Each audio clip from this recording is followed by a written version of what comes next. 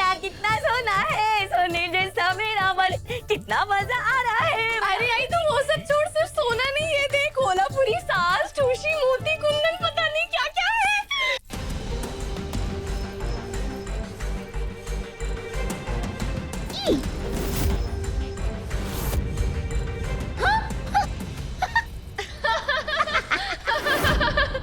अरे तन्वी, तूने ये क्या हाल कर लिया?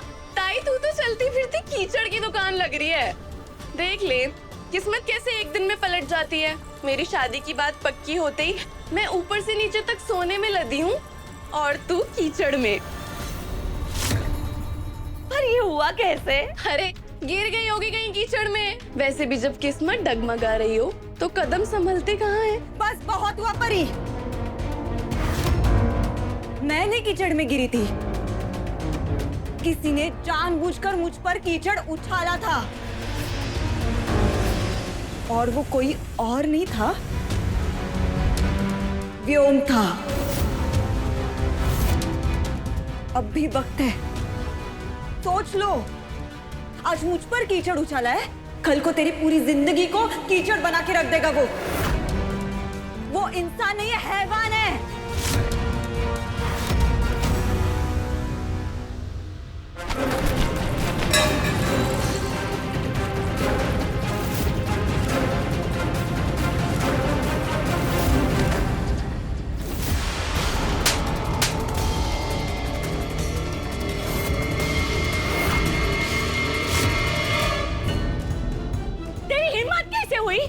मेरे होने वाले दामाद के बारे में ऐसी उल्टी बातें करने की? 2-4 थप्पड़ और लगाई से आई, तब जाके इसकी अकल ठिकाने आएगी। जलन की आग ने ना इसकी बुद्धि भ्रष्ट कर दी है। मेरे होने वाले पति पे इतना घटिया इल्जाम लगा रही है। व्योम जी ऐसा कर ही नहीं सकते। वो अपने ऑफिस में काम कर रहे हैं और तुझे अच्छे से पता है कि उनका ऑफिस दूसरे सिटी में है। मैंने अभी थोड़ी देर पहले उनसे वीडियो कॉल पे बात की, पीछे उनका पूरा ऑफिस दिखाई दे रहा था। अपनी सोच की गंदगी ना दूसरों पे मत डाल तन्वी। अपनी बहन से चल के तू इतनी आदी हो सकती है, ये मैंने कभी सोचा नहीं था।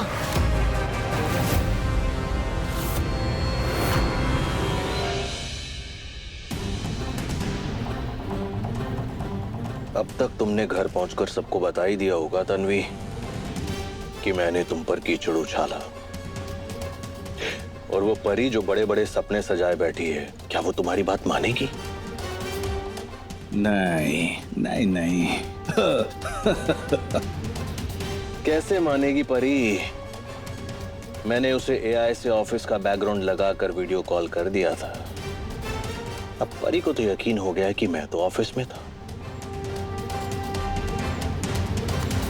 हाँ, यहाँ सड़क पर मैंने तुम पर कीचड़ उछाला, वहां घर पर तुम्हारी अपनी बहन तुम्हारी सोच पर कीचड़ उछाल रही होगी।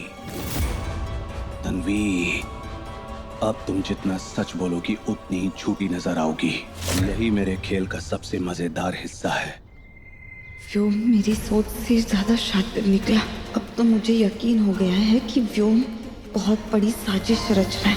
अब बस कर, तू अपने काम पे ध्यान दे। मेरी बेटी की खुशियों से अगर तू रही तो अच्छा है, वरना ठीक नहीं होगा तन्वी। काम पे ध्यान दे? आई काम पे भी कैसे ही ध्यान देगी? इसके खुद के दफ्तर वालों ने इसे धक्के मार के दफ्तर से बाहर निकाला है। 1 मिनट रुक।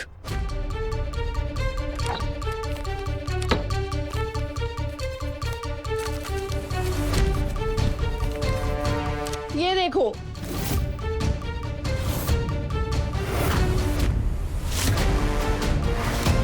देख आई, ये इसके बैग से गिर गया था और ये इतनी चंट है कि इसने हमें बताया तक नहीं।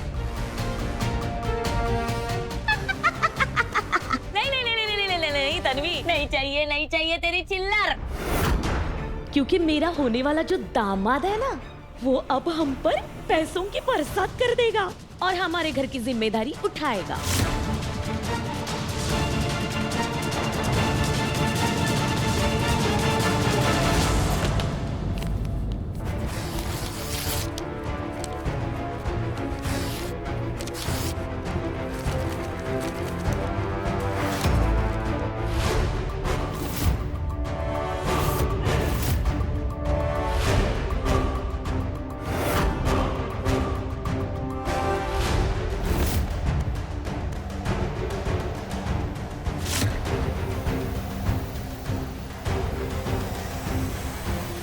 मुझे सपने में भी नहीं लगा था कि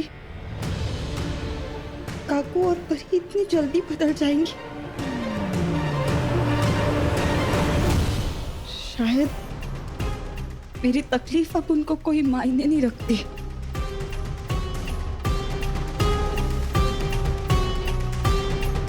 लेकिन इस वक्त मेरा दर्द छोटा है और व्योम की चाल बड़ी है।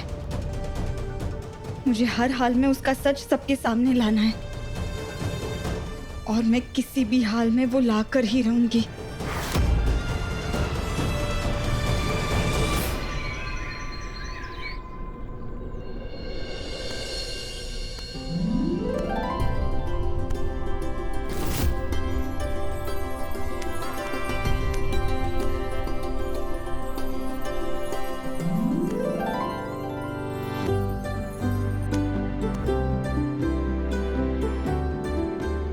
तन्वी, ये कैसी तैयारी चल रही है? युग आने वाला ना मुझे लेने। शादी के बाद पहली बार मायके आने वाला है, तो सोचा दामाद का स्वागत आरती से होना चाहिए।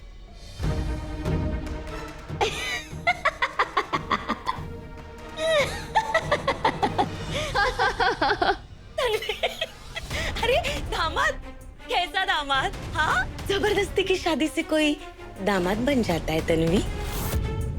अरे दामाद होगा भी ना तो लोगों की नजरों में, मेरी नजरों में तो वो दामाद होता है जिसके ऊपर गर्व किया जाए।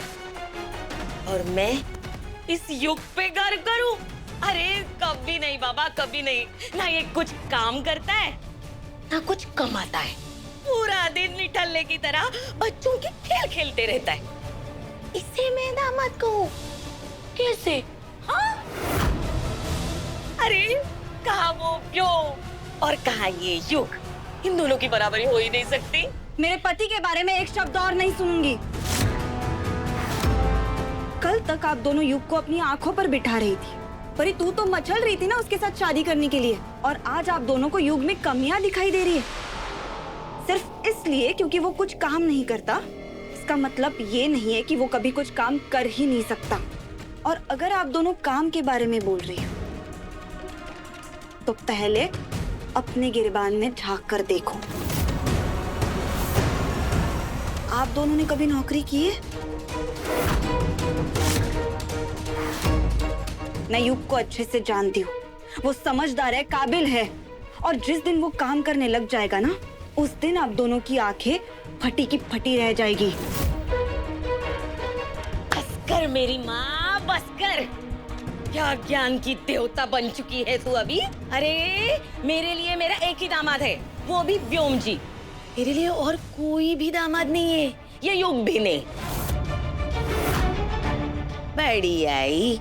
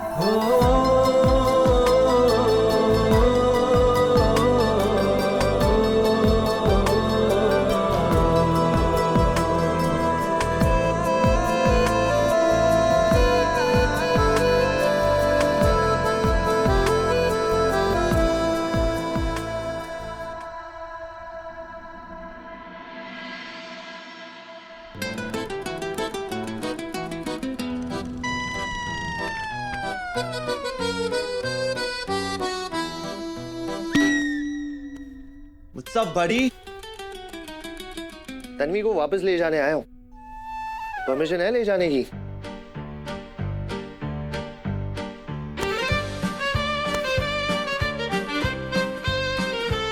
मतलब आप कह रहे हो कि बहुत दिन झेल लिया इसे, फाइनली लेके जाओ? हाँ,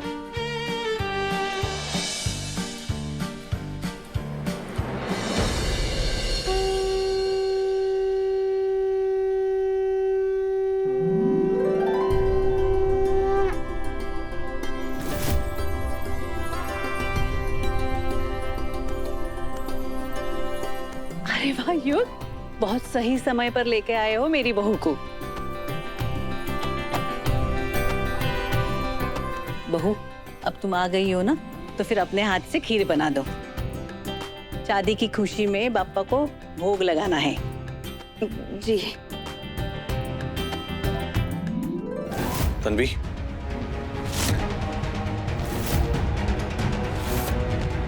मुझे तुमसे बात करनी है।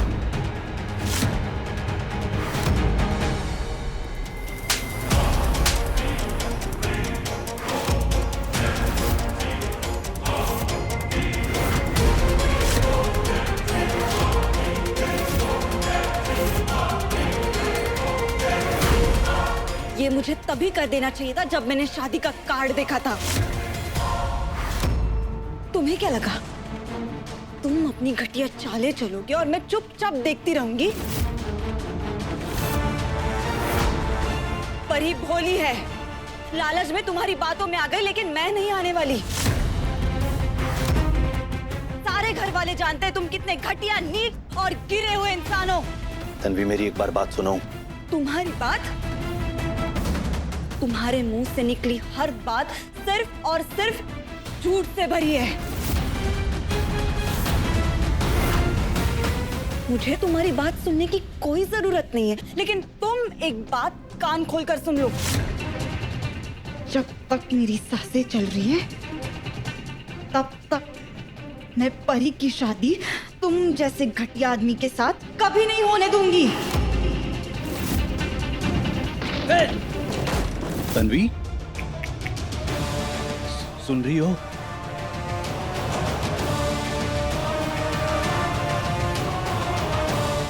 तन्वी, मैंने ना घर के सभी लोगों से बात करके उनकी राय ले ली।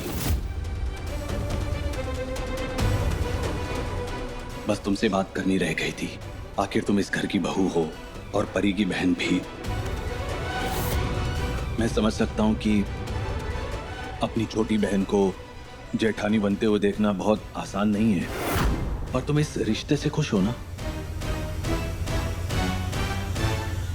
मैं सच में बदलना चाहता हूं, इस घर के लिए, अपनी आई साहब के लिए, सारे परिवार के लिए और परी के लिए। बस मुझे एक मौका चाहिए।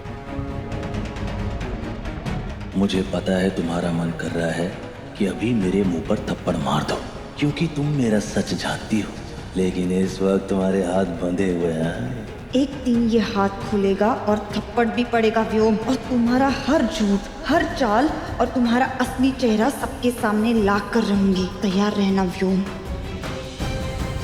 तन्वी, दादा कब से तुमसे पूछ रहे हैं, तुम कुछ बोल क्यों नहीं रही हो? चुप क्यों हो?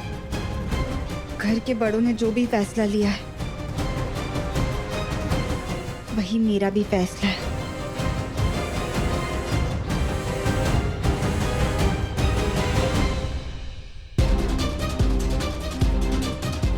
उफ तन्वी, तुम्हारी ही मजबूरी, ये घुटन, ये छटपटाहट देखकर जो सुकून मिल रहा है, जो खुशी मिल रही है, बता नहीं सकता। और अभी तो खेल शुरू हुआ है, असली मजा तो आगे आएगा।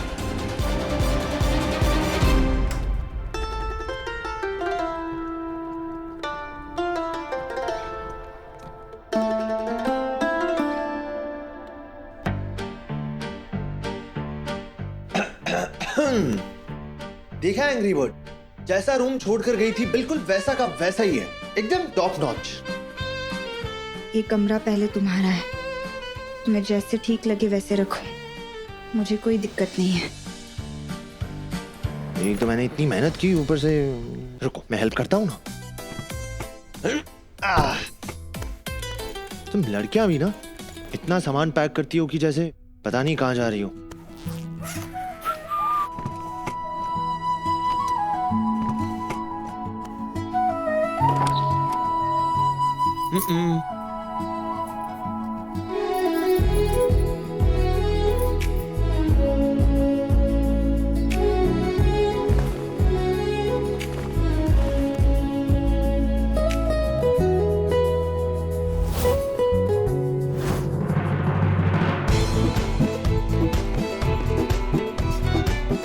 अरे मेरी टीयू।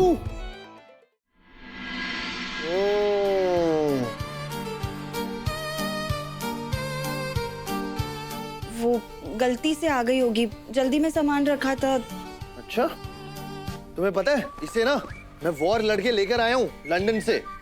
एक लड़के को फुल प्राइस देकर छीना था ये मैंने। गलती हो गई योग, वापस लेकर आई हूँ ना, अब खुश। खुश? अगर टीयू को कुछ हो जाता तो? टीयू? हाँ, नाम है इसका, मेरी फेवरेट टी शर्ट है। तुम्हारे इस टीयू ने दिमाग खराब करके रखा है। ओ एंग्री बर्ड, इजी। हाँ अरे तुम योग,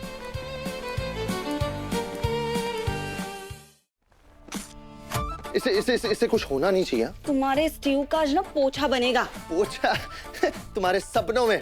दो इधर, दो इधर, आई सेड दो इधर। याद हो, पोछा बनेगा। Angry bird, don't do this.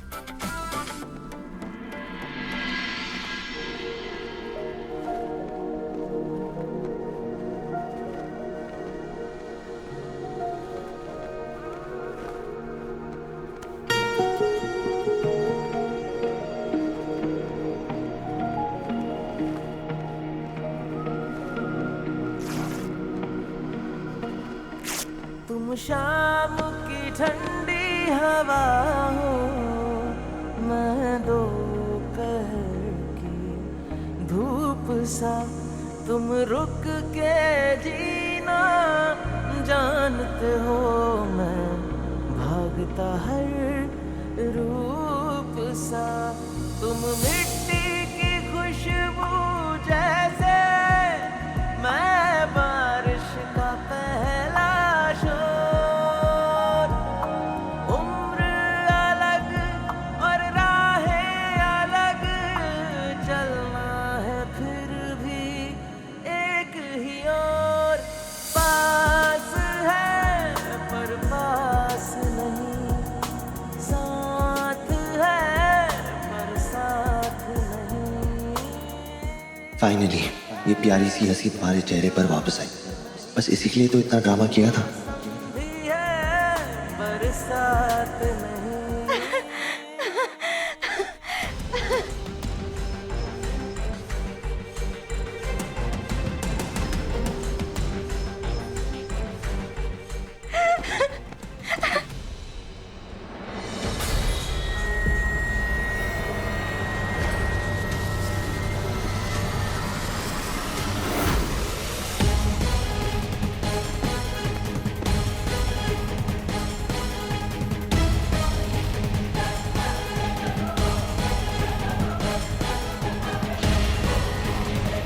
क्या हुआ तन्वी, सब ठीक? मैं आती हूँ, मुझे एक जरूरी काम याद आ गया। जरूरी काम?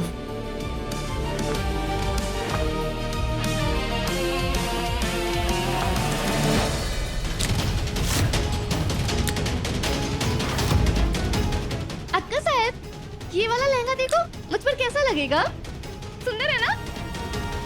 व्योम दादा की शादी में यही वाला लहंगा पहनूंगी मैं, और फिर सब लोग मुझसे जल जाएंगे। बोले तो 100 में 1 नंबर। मैंने ठान लिया है सर। मैं आपका सपना पूरा करूंगा। मैं आपको वारिस दूंगा। परी सिर्फ मेरी पत्नी नहीं होगी। परी हमारी चाल होगी। परी तन्वी की बहन है। उसके सारे राज जानती है। कल को अगर तन्वी हमारे खिलाफ हमारे सामने खड़ी हो गई ना, तो उस पर सबसे पहला वार करेगी। आप तो जानते हैं दुश्मन से ज्यादा तब लगती है जब उस पर वार करने उसका कोई अपना हो। अक्का साहब क्या हो गया? आप किस सोच में डूबी हैं? सिंदूरा, हमारी और व्योम की जो बातें हुई थी वो हमने तुम्हें बताई थी ना? हाँ। उस समय तो हमें उसकी बातों में दम लगा था और हमने उसकी बात मान भी ली, लेकिन पता नहीं क्यों अब हमारा मन नहीं मान रहा।